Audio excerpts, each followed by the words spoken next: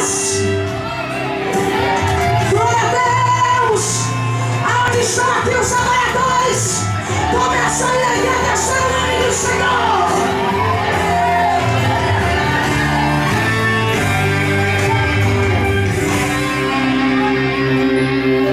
Depois de mais um dia de milagre,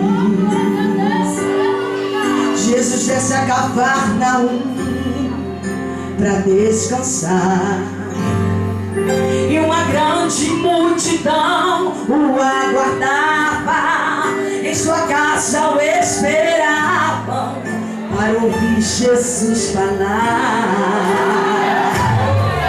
As palavras de Jesus impactavam,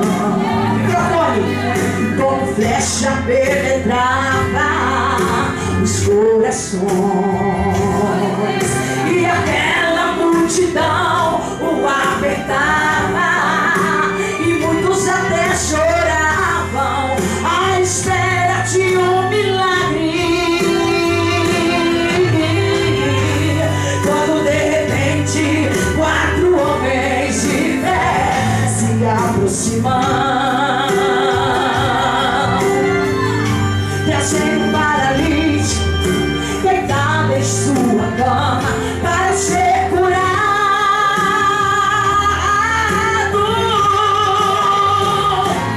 Tentaram entrar pela porta, mas não deu. Foram na janela, a multidão interrompeu. Quem sabe alguém disse: já está tudo acabado. Quando um dos 4 homens gritou: vamos subir pelo telhado. Foi a fé que moveu os corações dos 4 homens. Comandando sangue, a esperança de um coração. Foi a fé que levou os 4 homens a sacrifício e descendo seu vivo onde estava Cristo, e foi curado na mesma hora. De repente alguém então gritou: tem milagres nessa casa.